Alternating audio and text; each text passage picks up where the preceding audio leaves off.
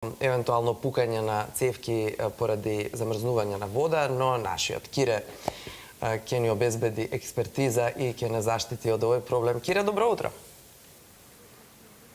Така е, ова најве не сме во Сан Петерсбург, позади нас се гледа Скопје, а телефонот покажува дека температурата е -1, што значи дека дојде оној период од годината кога утринските програми се под нулата, со тоа и опасноста од замрзнување и пукнување на цевките е присутна. Многу често луѓето знаат на своја рака да преземаат одредени тактики на некој начин со цел да се заштитат од тоа или кога ќе дојде да се обидат да го поправат, па предлагам во продолжение да слушнеме дел од оние секојдневни тактики кои секој од нас може да ги искористи со цел да спречи пукнување на цевките. Кога температурите паѓаат, ризикот од замрзнување на цевките е голем. Всушност, пукнати цевки се една од најчестите причини за штета на имотот при ладно време. Цевките кои се изложени на најголем ризик се оние во незагрејаните внатрешни простории, како што се подрумите, таваните и гаражите, како и цевките кои поминуваат низ вашиот двор. Добрата вест е што постојат неколку едноставни трикови за да ја одржувате вашата вода и цевките, како и да ја зачувате куќата сува. Штом температурата започне да опаѓа, треба да преземете мерки за да ги задржите цевките топли и да тече вода низ нив.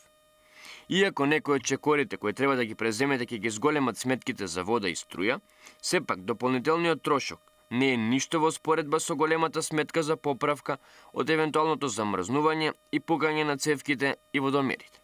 Вратите во гаражата држите ги затворени, особено ако има линии за водоснабдување кои поминуваат низ гаражата.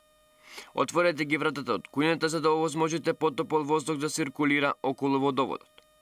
Оставете ладна вода да капе од славината што ја служат изложените цевки. Протокот на вода низ цевката помага да се спречи замрзнување на истите. Чувајте го термостатот поставен на иста температура во текот на денот и ноќта. За време на студ не е време да го вратите термостатот навечер, за да заштедите на вашата сметка.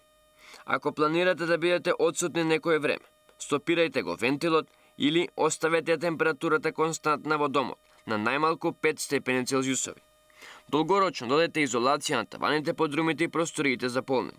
Изолацијата помага да се задржува повисока температура и со тоа опаѓа можноста цевките да се заледат.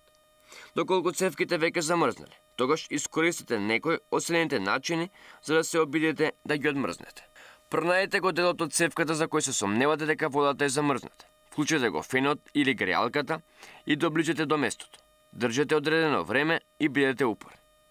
Паралелно на тоа, кога со грејното тело се обидувате да го пробиете ледот, пробајте да пуштате вода од чешмата. Доколку со топлината сте успеле да го раскапете ледот, тогаш водата ќе помине и проблемот ќе биде решен. Внимавајте кога цевките се надвор и ги откопувате да не ги оштетите истите со алатот, бидејќи кога цевките се замрзнати, многу полесно може да пукнат. Дополнително, може да користите греена вода која ќе ја нанесете на цевките, со цел да допринесете истата да попушти. Внимавајте на температурата на водата, бидејќи истата не сме да биде премногу жешка, бидејќи може да предизвика контраефект и цевката да пукне. Доколку проблемот не може да се реши на некој од овие начини, тогаш повикајте ја службата која е надлежна за решавање на проблемот.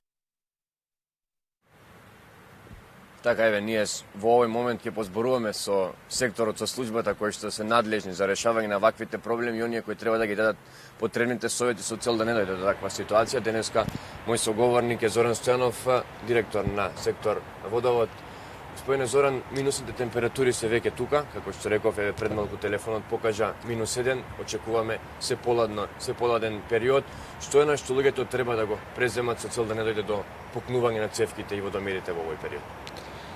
Прво, добро утро до вас. Благодарност до телевизија Сител што ни дава можност да ние како представници на јавното предпријатие Водовод и канализација што можеме постручно да им помогнеме на граѓаните, корисниците наши кои што користат нашите услуги да ги заштитат своите инсталации во минусните температури, тоест во зимските услови.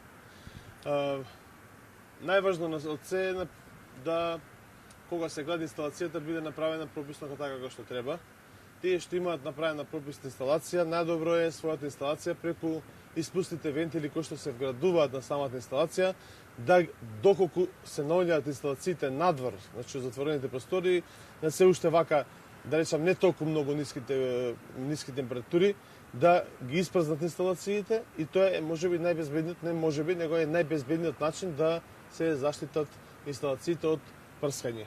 Доколку го немаат градено тоа, тогаш ќе морат да направат друг вид на заштита, со која што ќе ги обложат цевките со материјали кои што се отпорни на студ, може да го овозможат тоа и на таков начин чешмите кои што се наоѓаат надвор во моментов, бидејќи се уште не се толку многу реков ниски температурите, да надворешните чешми ги заштитат на таков начин и не се дојдат во ситуација да имаат дефекти кои што ќе бидат предизвикани од ниските температури.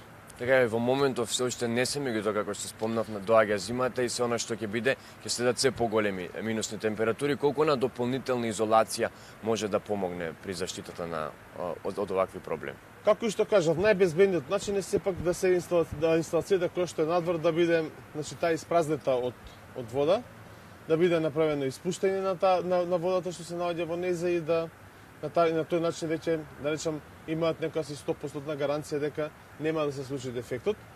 Но во спротивно, доколку немаат вградено испусти вентили, и овие дополнителни материјали како стилопорот од прилика нешто од тој материјал доволно, или ако немаат нешто такво, тогаш ќе мора да најдат некои стари алишта или било што е може повеќе, така да на таков начин да зимскиот период го поминат што е можно побезбедно и да не се случи до некоја хаварија поголема со која што потоа и ќе им се одрази на сметката на која што треба да платат спрема јавното предпријатие. Така е, во луѓето е навлезена праксата да оставаат чешмата да капе за време на зимскиот период за цел да спречат замрзнување на истата. Колку е тоа исправно и дали воопшто се исплати едно такво нешто? Оставањето на чешмите да течат во зимските периоди е сосема погрешен начин на она со што треба да се справат. Значи, тоа нема да помогне, доколку температурите ќе дојдат сигурни такви температури во месец јануар, февруар, каде што температурите ќе бидат и повеќе од -10. Во таков случај, течењето на чешмата на оние мали профили кои што ги користиме дома, значи нема да доведе до 100% заштита, тоа нема да доведе до никаква заштита. Сепак ќе дојде до замрзнување на цевките, бидејќи ќе бидат екстремно ниски температури и повторно ќе се случат оние хавари несакани кои што потоа реков ќе им се одрзат на сметките кои што ќе им додат за наплата на вода.